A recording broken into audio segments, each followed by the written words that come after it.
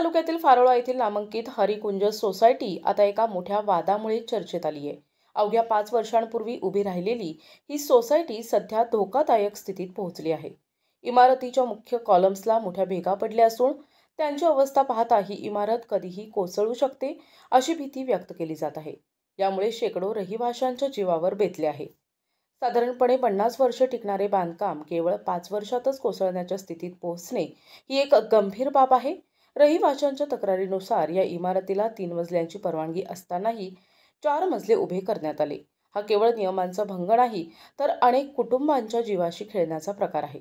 2 ऑगस्टला काही रहिवाशांच्या लक्षात आले की तळमजल्यावरील अनेक महत्त्वाचे कॉलम तुटले आहेत आणि त्यांना दुरुस्त करण्याचा प्रयत्न सुरू आहे।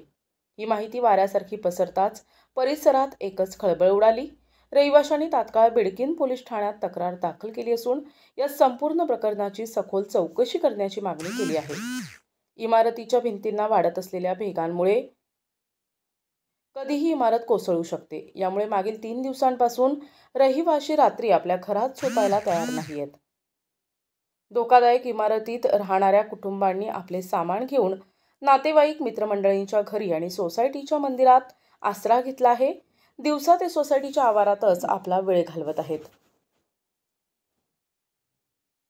ही सोसायटी प्रामुख्याने कामगार वर्गाने आपल्या आयुष्यभराची कमाई गुंतवणूक घेतली होती, मात्र आता त्यांची उघडपणे फसवणूक झाल्याचे चित्र समोर आले। हरिकुंज सोसायटीचे मालक दीपक झुंझुनवाला यांनी या प्रकल्पाचं काम पाहिलं होतं।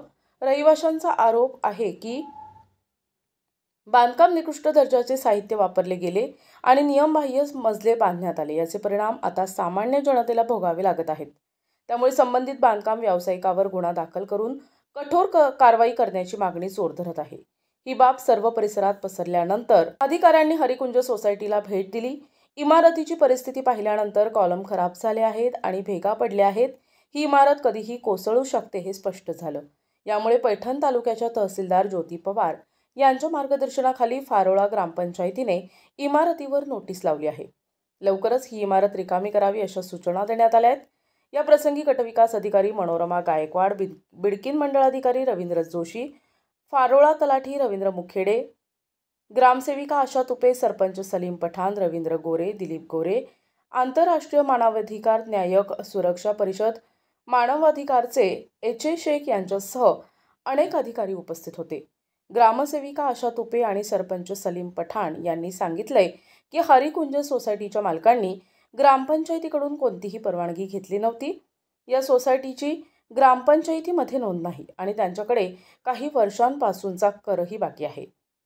आज मंदिरात तुम्हाला रात्र काढण्याची वेळ का आली? सर, ही आज पहिली रात्र नाही आमची, आज ही 7वी रात्र आहे। 31 तारखेला ज्या दिवशी आम्ही आमची बिल्डिंग जी आहे ते पार्किंगमधला एक पिलर जो आहे मोठ्या प्रमाणात डॅमेज झालेला आहे। 1 तारखेपासून आज मंदिरात आम्ही रात्री इथेच मुक्कामी आहे आणि दिवसा इथेच आमच्या लेडीज बसलेल्या असतात। बिल्डर काय म्हणतो?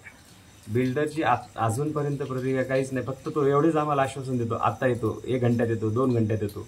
रात्र आम्ही जागून काढतोय, 2-2 वाजेपर्यंत बिल्डरची रात्री वाट पाहतोय, पण बिल्डरही येत नाही आणि कुठलाही त्याचा प्रतिनिधी येऊन आमच्याशी चर्चा सुद्धा करत नाही। सर, खाण्यापिण्याची व्यवस्था काय? खाण्याची व्यवस्था नाही सर, आम्ही कपड्यांशी बाहेर आलेले, खाण्याची व्यवस्था काय?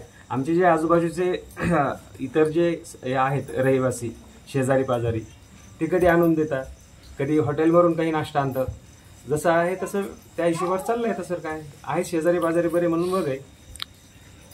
कधी फ्लॅट खरेदी केला होता? सर 2019ला खरेदी केला होता, 12,70,000 रुपयामध्ये, 2nd फ्लोअरला।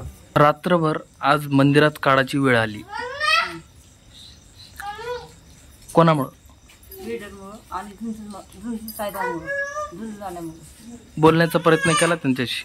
आमच्याशी बोलण्याचा प्रयत्न नाही केला, फक्त येते डोकं खाजवते तर वापस जाते। आम्हाला निर्णय काय ते सांगत नाही। मग करतोय, माझे 2 बाळ आहेत, मी अशा परिस्थितीमध्ये बसली। माझा मुलगा आजारी पडलाय। सर, आज आम्हाला न्याय, आजच्या रात्री आम्हाला न्याय मिळालाच पाहिजे। आमची रक्कम आम्हाला याच्यासहित आणि आजच्या रेटमध्ये पाहिजे। फक्त त्याला सहकार्य करा, सगळे तुम्ही पण करा, तुम्हाला पण आमची नम्रची विनंती आहे। फ्लॅट तुम्ही विकत घेतलाय आणि आज तुम्ही मंदिरात झोपताय। 16 कुटुंब आहे ज्या ठिकाणी मंदिरात आता रात्र काढण्याची वेळ सुद्धा आलेली आहे. कधी घेतला होता फ्लॅट? हा 2019ला घेतलेला आहे. अच्छा. तो लोन काढून घेतलेला आहे. सध्या आम्ही हातावरचं पोट आहे आमचं. आम्ही कामगार आहे. आता 7 दिवस झालं कामाला न जाता इथंच बसून आहे. त्यानंतर इथं जेवणाची वगैरे व्यवस्था काही होत नाही. मालक येतोय, मालक आश्वासन घेऊन जातोय. रात्री 2-2:30 वाजेपर्यंत त्यांनी आम्हाला इथं बसवलं, पण त्याच्यामध्ये कोणताही निर्णय झालेला नाही. सर अपना पूरा दीपक। अच्छा, आज यहाँ समस्या को लेकर आप आए हैं, ये आपका अपार्टमेंट है, काफ़ी लोगों की समस्या है. आपने की जो बिल्डिंग है, बिल्डिंग के जो नीचे के अंडरग्राउंड के जो कॉलम है वो कॉलम फूट गए हैं, मतलब डैमेज हो गए हैं. सर एक कॉलम को थोड़ा सा क्रैक डेवलप हुआ है, एक कॉलम में थोड़ा इशू आया है, हम देख रहे हैं. उसके लिए मैं पूरी मेरी टेक्निकल टीम लेके आया हूँ. उसको स्ट्रेंथन करेंगे, उसको टेस्टिंग करेंगे. एक कॉलम जो है उसको रिपेयर करेंगे, बाकी हर कॉलम भी चेकिंग करेंगे और जो भी टेक्निकली रिक्वायर्ड है, जो भी काम करने की जरूरत है वो 100% करेंगे. अच्छा, ये कौन से साल में ये बिल्डिंग का काम हुआ था? 2018 में कॉलम हुआ था. मतलब आज कितने साल हो गए इसको? 6 साल हो गए. देखा जाए जो कॉमन सी बात है कि वे बिल्डिंग की लाइफ जो होती है 60 से 70 साल की होती है, मिनिमम होती है. बट अभी देखिए आप 5-6 साल में आपकी बिल्डिंग ने ऐसा क्या? सुनिए मेरी बात, ये ऐसे प्रॉब्लम आने के कई कारण हो सकते हैं. क्या क्या कारण हो सकते हैं? थोड़ा सा अब स्ट्राटा है, मटेरियल है, सीमेंट है, वर्कमैनशिप है, भरने वाले की भी कुछ गलती हो सकती है, क्वालिटी सीमेंट की भी क्वालिटी की कुछ गलती हो सकती है. हर चीज़ अपने समझ में, अपने कंट्रोल में नहीं रहती. उसमें बहुत सारी चीज़ें, टेक्निकल चीज़ें रहती है, वो स्टडी करना पड़ेगा. उसको 2-4 दिन स्टडी करके वो भी समझ में आएगा और उसको कितनी ज़रूरत है रिपेयर करने की वो भी समझ में आएगा. अच्छा, जब भी बिल्डिंग अपार्टमेंट का काम बनता है तो उससे पहले सबसे पहले डिज़ाइन बनी जाती है उसकी. हाँ. ना? तो डिजाइनिंग बनने के बाद उसका कॉलम कितने का मतलब कितने साइज लेंगे कॉलम की वो भी अपने वो सब तो जो सर से हम सर का एक स्टेटमेंट लिया वहाँ पे कि सर ने बोला कि वो जो मतलब स्टेटमेंट के हिसाब से, उनके स्टेटमेंट के हिसाब से कॉलम जो है तो 8-16 का है. तो वो कॉलम कितने का था जो आपने डिजाइन के हिसाब से लिया? वो तो स्ट्रक्चरल इंजीनियर और आर्किटेक्ट डिसाइड करते हैं. सर ने बोले ना, आपने वहाँ पे आपने बोले ना 8-16 का कॉलम है इसका. सर ने बोला कि कॉलम का अभी क्या 9-18 का कॉलम है, 8-16 के बार है. क्या करें? 8-16 के बार है, 9-18 का कॉलम है. और ये भी टेक्निकल चीज मेरे को, वो तो इंजीनियर और जो स्ट्रक्चरल इंजीनियर और जो आर्किटेक्ट रहते हैं वो डिसाइड करते हैं, उसके हिसाब से ही काम हुआ है. लेकिन फिर भी अगर क्या इशू आया है, एक कॉलम में इशू कुछ थोड़ा सा दिख रहा है, उसको कैसे ठीक करना है, इशू का कारण क्या है, वो स्टडी करना पड़ेगा 2-4 दिन में, तो मालूम पड़ेगा. अच्छा, जो कॉलम दिख रहा है जो डैमेज हुआ है, उसके अलावा भी कुछ कॉलम जो है जिसमें डैमेज होते हुए दिखाई दे रहे सर. नहीं, कुछ कॉलम है जिसके फुटेज हमारे पास है, हमने खुद फुटेज कलेक्ट किए. वो सरफेस क्रैक भी होते हैं, प्लास्टर में भी क्रैक होता है.